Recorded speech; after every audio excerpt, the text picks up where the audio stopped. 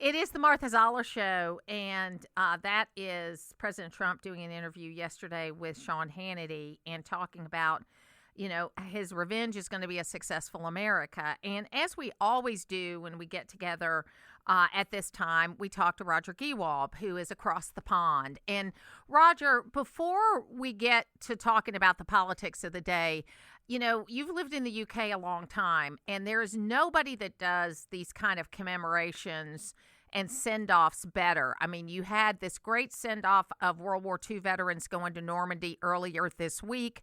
You had the royal family visiting. You've got the world visiting Normandy right now.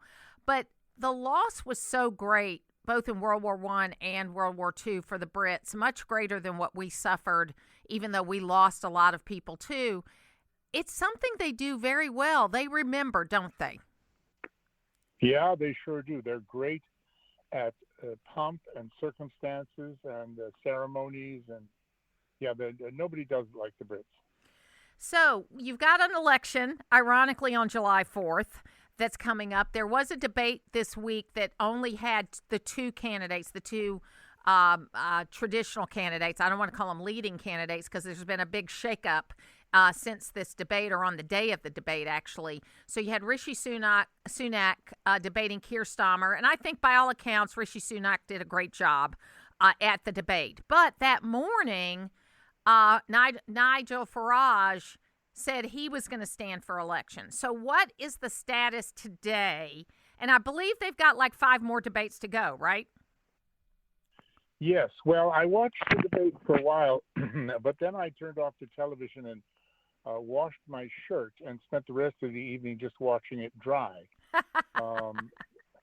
I mean, really just two non-entities waffling a lot of empty nonsense as far as many people were concerned. These two guys, particularly Sunak, are just so extraordinarily unpopular and perceived as so out of touch with the British people, and just, politicians on steroids, frankly.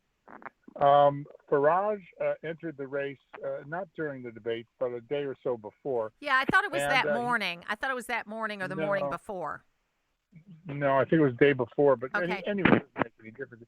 He really shook things up, and loads of conservative voters are now defecting to his Reform Party.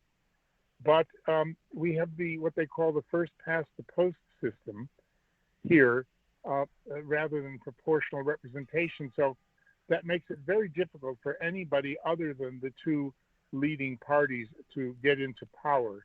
So that's why they're not having an American-style debate with, 6 different candidates from 6 different parties on stage, just the two of them. So also this week, there was you can only call a socialist elected to be the president of Mexico. I don't know if that has any impact on the way y'all look at things over in the UK, but it has a huge impact here in the United States as it relates to immigration. Yeah, I mean, and also, she's promised to clean up the cartels, which makes Mexico such a special place. Lord knows if she can do that. I mean, it's very conflicted. I mean, she's actually Jewish and spends a lot of her time hugging Palestinian, Hamas-looking people and wearing keffiyehs and such. And she is very much a socialist in what is essentially still very much a capitalist country and a Catholic country. But she has been around for years as the protege of President Obrador. And so it's not unexpected, but, it's great. They've got the first woman president and first Jewish president, blah, blah, blah. All those things count, but, what will she actually do? Barack Obama was our first black president, and as far as I'm concerned, he was a disaster. So, nothing to do with black people. It's just that she does seem to have some fairly extreme views.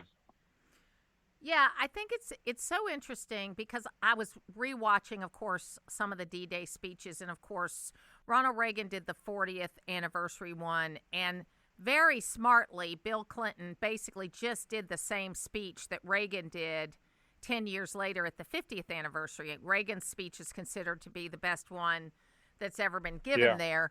And so and Bill Clinton was a person who could give a good speech, but why try to improve on it? So he basically gave Reagan's speech. I haven't heard President Biden's speech today, but I do think it's so interesting because it is, how do these leaders look 50 years from now? You and I will both be gone by then. But what's really important is what do people, it's not just how you look in the moment. And that's the problem with leadership today.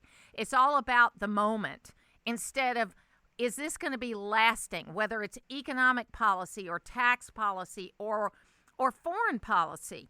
Are you going to be a leader or are you just going to go for clicks?